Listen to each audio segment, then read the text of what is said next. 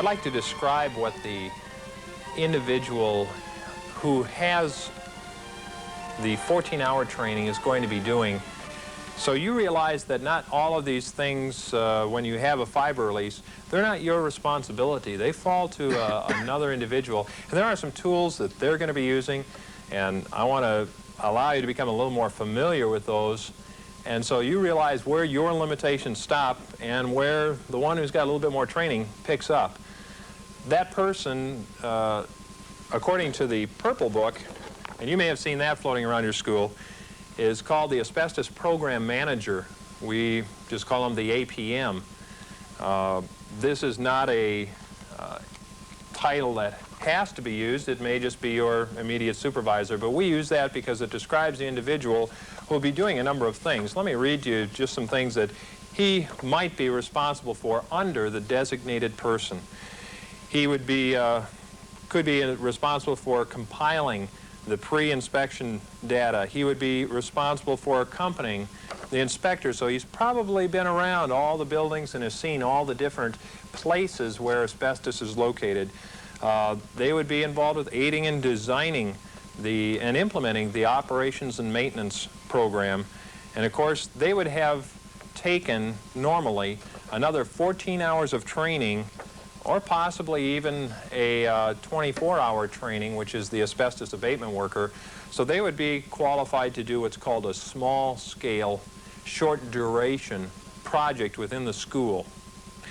These are the people that can take off an elbow or a joint that's asbestos-containing material. They can carefully work on an area that may have had delamination from a ceiling. They can clean up asbestos debris that might be down into a tunnel. And they can do certain procedures that would be disturbing the fibers of asbestos, but yet they're doing it in the proper way, so it's not going to harm or cause any fiber release within the school or into the building. I want to take a look at a few of the things that those APMs, the Asbestos Program Manager, or a 14-hour trained individual would use. We mentioned earlier the HEPA vac. This vac right here has a special filter in it that allows it to filter out even the finest particles of asbestos.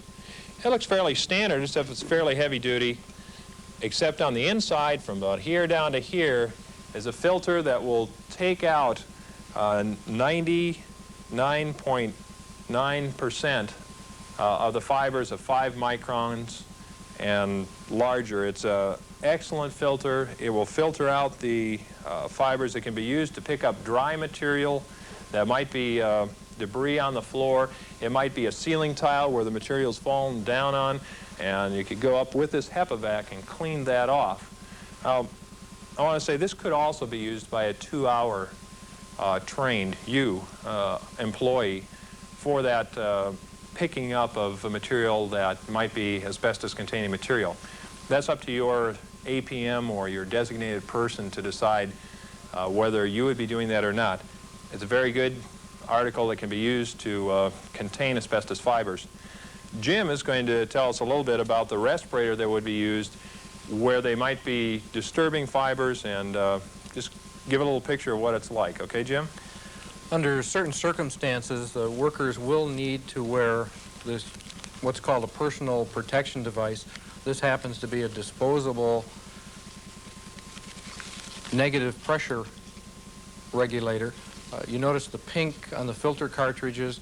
That indicates that it is an OSHA-approved HEPA, high-efficiency particulate air filter. And in certain circumstances, employees may wish to wear these even if they're not required. We've had several cases where workers have said, well, I don't feel real comfortable working around the asbestos material. Do you mind if we wear the masks? And we said no, we'd be more than happy to provide them for you. But under the certain circumstances, you are required to wear them.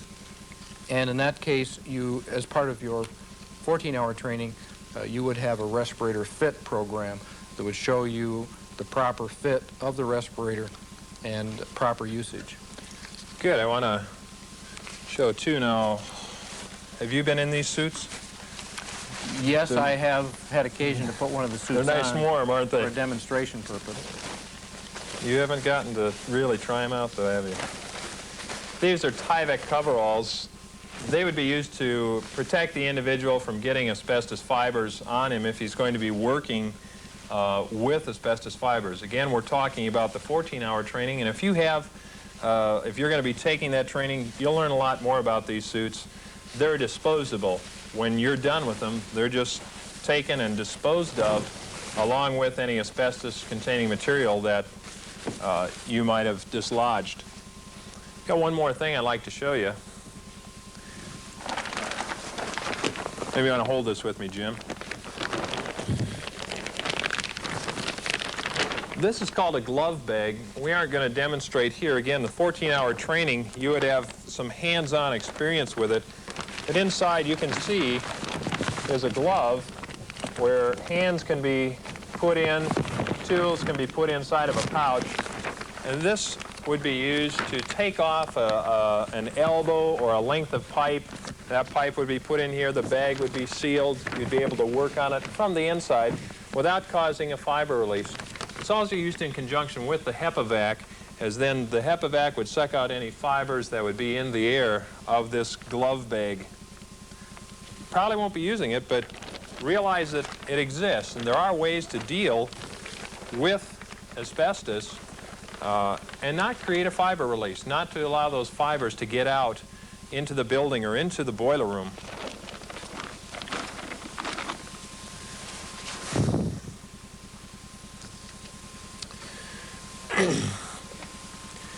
The designated person has a number of duties that he needs your help with. We realize, and even the inspectors realize, that you can look at it at one time and then later on down the road you may have a problem that occurs, and that inspector isn't going to be around every week to find those problems that might occur as far as a asbestos containing material coming loose, as far as an elbow becoming damaged, vandalism occurring. The designated person is responsible to update the management plan. Every 6 months, someone, probably from your school district, will be going around to the different areas within your building where asbestos has been found, and they're going to note whether there's been any change in the asbestos-containing material since the inspector was there. And that'll be put down on a form, but you know, you are the people who work around it. You're the people who see it. You're the ones who know if a student has done something that they shouldn't have done and therefore damaged it and caused material to fall. The designated person needs you to notify him or your immediate supervisor, depending on your district, how you work that. Notify him in the event of any fiber release or in the event of any damage, suspect damage that you see. Maybe you've got a roof leak in an area that no one knew about and it's coming down through an asbestos ceiling. The designated person needs to know about that. And in the area of public relations, realize that although asbestos does cause, and has been linked to those 3 areas, asbestosis, mesothelioma, and lung cancer, it is not something to react over. There are many other activities that occur we don't think too much about, but they're a hazard too. You have a danger if you ride a bicycle along a street. You have a danger if you lay out in the sun of getting a cancer. If you live in a house that has a smoker, you have a greater danger of coming down with a lung-related disease than you would ever have with just working with asbestos. We have to put it in a proper perspective. Sometimes we're asked, is it really that dangerous? And a teacher will come up and, is it really that dangerous? You know, is it okay if I work here? And our comment is, it's more dangerous for you to go down into the teacher's lounge where they're smoking than it is for you to work in this classroom with the asbestos in the condition that it is. So realize you're a public relations agent within your district also. And you need to help that asbestos program manager and designated person in bringing about an environment that people realize this is not as a great a threat as some would make it out to be. I do want to talk about a distinction you need to know in fiber release episodes. One is called major, one is called a minor fiber release. Now, if you're using Trust Thermal's services, you'll have a Form 91B, and this goes over the minor fiber release episode and the major fiber release episode. It's your job to know the difference, and it's real easy to distinguish that, or fairly easy, I should say. A minor fiber release episode is defined as the falling or the dislodging of 3 square feet or 3 lineal feet or less. That's a small amount. If you've got an elbow that comes off, or you've got a small damaged area where there's been a fiber release, that means that friable asbestos-containing material has dislodged or delaminated, and it's loose from its original position. That's a minor fiber release episode. By the way, there's another form, 91C, that you need to fill out if there is a fiber release episode, whether it's major or minor. Now, the major fiber release episode kind of kicks you into a whole different realm of dealing with the problem. We were in a school not too long ago and doing an inspection, and the inspectors were telling me about this, that they went into a weight room and there was powder all down on top of the weights from where the students had hit this pipe, and the elbows and all this powder was down on top of the weights. Well, immediately we closed that room down. That would be a damaged area. It'd be a major fiber release because of all the material that was down on the floor in and among the weights. A major fiber release episode is when you dislodge, or there has fallen 3 square feet or lineal feet, at least that much, of friable material. In the event of a major fiber release, you're going to have to do these things. Number 1, restrict entry into the area and post signs to prevent area into the area by persons other than those necessary to perform the response actions. It would take a trained individual to go in there then, and it should be restricted access. Number 2, you have to shut off or temporarily modify the air handling system to prevent distribution of fibers. You don't want to be sucking those in and shoving them out into another portion of the building. Point number 3, the response action for any major fiber release episode must be designed by persons accredited to design response actions. And it's got to be conducted by persons who are accredited to carry out those response actions. What that means is there's a management or a design planner who will put together how to deal with that situation that you've got in that major fiber release, and then only certified individuals can go in and take care of that. If it's a significantly large one, that means it's going to have to be a contractor or someone who is licensed through the state as an asbestos abatement contractor.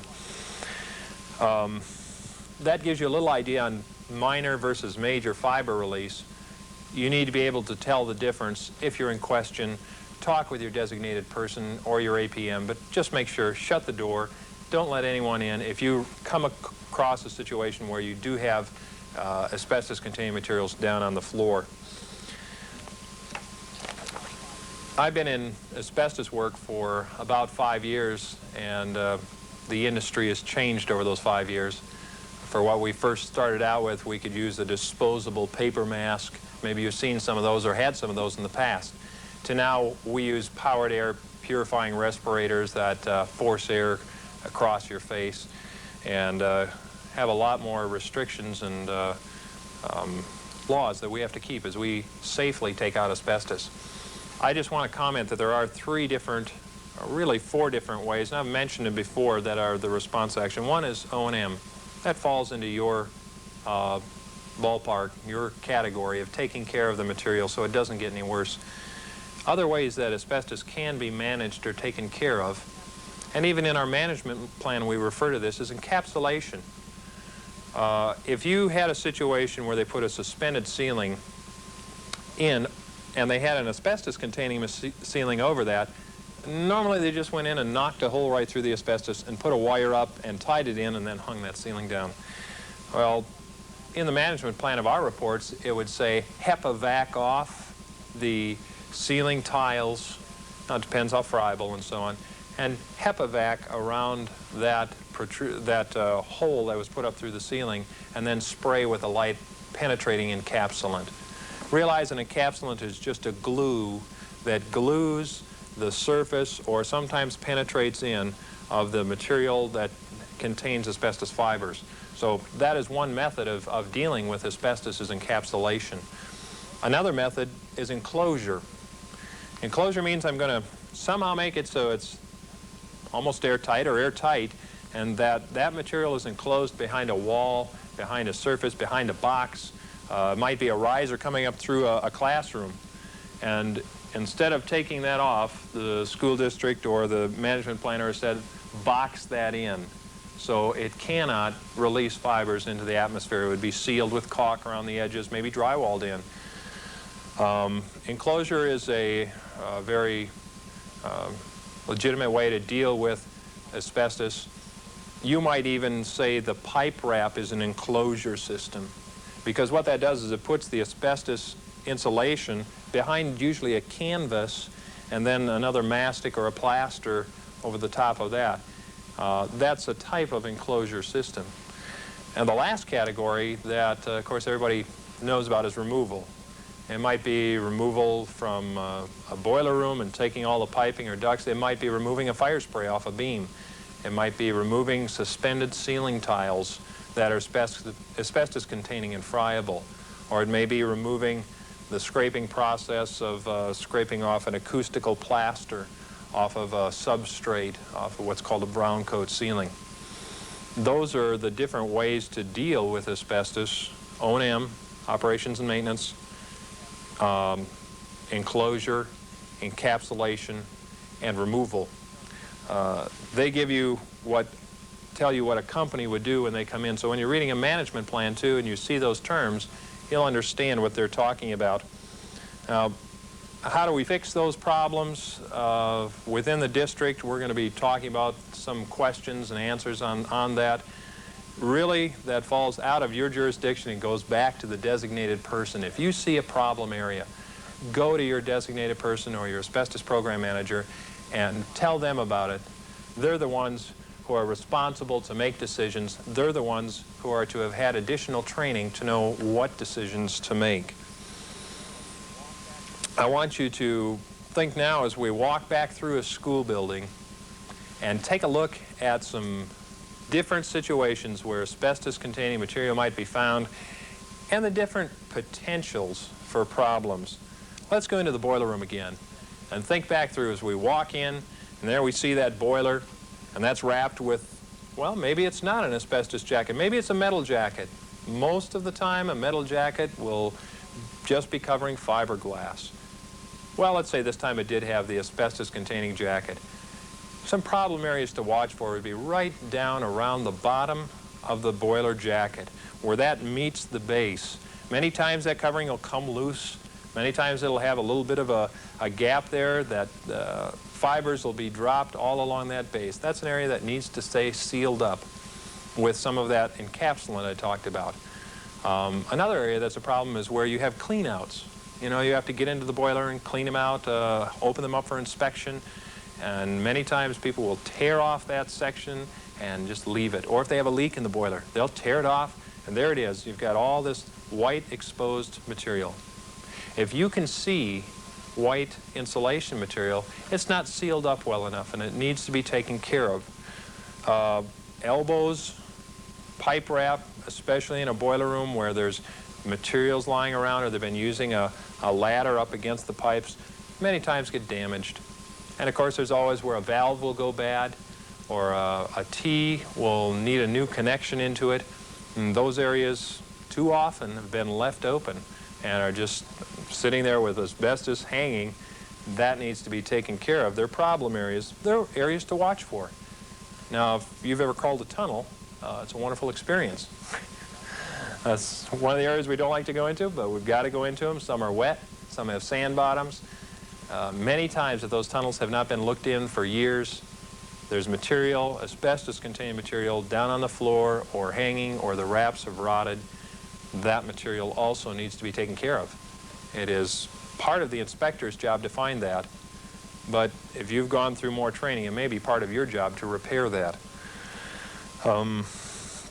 Other areas, as we walk out of the boiler room then, we've been out of the tunnels, and we go down into the music room, is a fairly good area to look for first, because many times there'll be acoustical tiles. They may or may not contain ACM. They may have a sprayed-on material on the ceiling for acoustics where no other place in the school will have it. It may be in the storage room where the tubas and the French horns are, and they're hitting up against that material. Those are areas to be concerned of. And you walk out of the music room, and maybe you go down the hallway and you look at the walls. You see their drywall. That's a potential area, potential or a suspect material. You may look at the floor and realize, oh, it's got those 9-inch or 12-inch tiles. They may contain asbestos-containing material. And then you walk into the welding shop or the shop area, and you go in, and there's that asbestos backer board and those asbestos gloves and that asbestos apron. That's not to say that they are a hazard, but just to realize that those materials are changed somehow into a powder. They're creating a fiber release. You may go from there down into the gym. We've seen gyms that are sprayed on soft material, and kids have gotten up close to it and they wrote their names all over the material. Or they threw the balls up against it, and you can see all the ball impressions against that ceiling. Flags poking into an area where they take the flag up and put the flag down into another surfacing material might be a problem. Look above a suspended ceiling. What's up there? Most of the time it's going to be clean. There won't be anything there. But occasionally, you'll see a fire spray material. It may look like brown cotton candy, or it may look like something in between that, or it may look like dried mud on that surface. That can be an asbestos-containing material. While you're up there, there's a lot of pipes running through there too. They too may contain asbestos-containing material, the pipe wrap or the elbows or the roof drains. Well, don't forget the roof drains. They may have an asbestos-containing material too. I've kind of walked you through a lot of the areas where you might find asbestos. We've covered the areas of health. We have talked about the 14-hour additional training and versus this 2-hour training. We've gone through a number of the forms that if you have a fiber release episode you need to have filled out, or your designated person. Cleaning that has to be done. We've covered quite a few topics here. We're about ready for our second quiz. So let's have that right now. Get your pencils out. This one won't be quite as long, but it'll be on the same format. I'm just going to read them off. Have you think on these answers. Number 1. Within how many days after a maintenance or custodial worker is employed by the district do they need to receive this 2-hour training? Within how many days? You're thinking, Tom, you never covered that. Well, in the beginning, they read the AHIRA law, and that AHIRA law talked about training within 60 days. That new individual needs to receive this 2-hour awareness training. Number 2, asbestos exposure is most likely to be dangerous when A, fibers are released into the air, B, coming in contact with the skin, C, if fibers are swallowed. I hope you got that one right. It's A, when they're released into the air. The other two we talked about are not problems with asbestos, ingesting or rubbing on the skin. And again, if you have someone who says, oh, as soon as I found out I got asbestos, I've been having problems breathing and so on, there's a latency period from the time that you have asbestos exposure till any kind of disease is noticed, and that latency period is normally 20 to 30 years. Number 3, who is certified to clean up an ACM ceiling that has delaminated and fallen to the floor? Can the designated person? How about the 2-hour awareness trained individual? You should have said no to both of those unless the designated person has had a 14-hour additional training. That 14 hours plus this 2-hour training, this total of 16 hours, would allow you or give you the certification to clean up fibers, clean up a delaminated ceiling, and do it properly. You'd have the knowledge to do that properly. Number 4, name some ways that you can reduce the incidence of ACM fibers being released. We talked about this throughout. You might have said, well, just O&M procedures. If I keep the material from becoming friable or putting fibers in the air, that's one way that I can keep fibers from reducing the incidence of fibers being released. Preventative maintenance, making sure that you aren't putting things up against pipes, putting things up against those elbows. Make sure that you aren't having students who can touch a certain area. You may have to put a hardboard, some material, over the top of a friable material to keep students from at it. Wet cleaning methods. Remember, don't go in with a dry broom and broom everything up. Go in with a wet cloth or a disposable wet cloth or mops and clean that material up. You might be taking filters out of a furnace, and that building has asbestos ceilings. When you're taking those furnace filters out, you have to realize, as soon as I take that out, I'm going to jar all that dust in there. Well, to reduce that fiber release, you should take a little mist bottle and lightly wet down that filter so none of those fibers are going to be released and kicked into the system, or you're going to reduce the fiber release. Restricting access into an area or stopping an activity of a student that might be damaging. We had one place we went into, and they had a riser going up in this classroom, an ag room, and the kids would sit and twist on that pipe. Now, the pipe wrap was fiberglass, but up at the top where it had broken away and butted up against an asbestos joint. So every time they twisted it, guess what happened? Well, fibers just came down, and there was a white pile of asbestos-containing fibers on the bottom of that. And it was just an activity that students were doing they shouldn't have been doing. You, as a 2-hour trained person, should see that and be aware of that and somehow stop that activity or restrict access so they can't get in there. And another major one that we've done today is just education. You now know that there are ways to stop, and the goal of this partially is to help you to know how to keep those fibers from being kicked up into the air. That's part of your job. All right, number 5. Which is not one of the 4 means of dealing with ACM? Operations and maintenance, A. B, delaminations, C, encapsulations, or D, enclosure. Well, if you got your terms straight there, you should have chose B, delamination. That's not a way of dealing with or response action for asbestos. The other 3 are encapsulating, putting a glue on it, penetrating or abridging, they call them. Enclosure, sealing it up, or operations and maintenance, just keeping it in the repair that it is. Number 6, friable material can be crumbled by hand pressure. Is that true or false? Should go true on that one. Definition of friable. Number 7, how can I help the designated person to reduce asbestos problems in our school? Well, should be able to list a few things there. How about keep a cool head?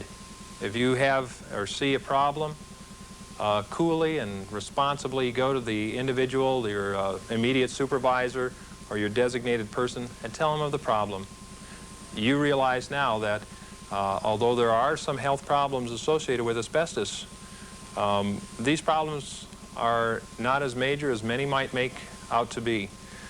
How else can you help him? Notify him if you see an area that is asbestos-containing material that has damage or is releasing fibers or has a potential even for damage. Let's go on to the next question, number 8.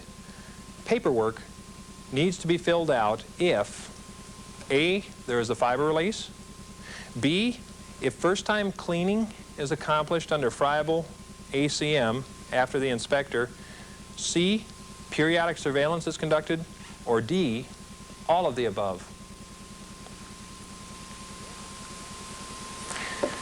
The answer is D.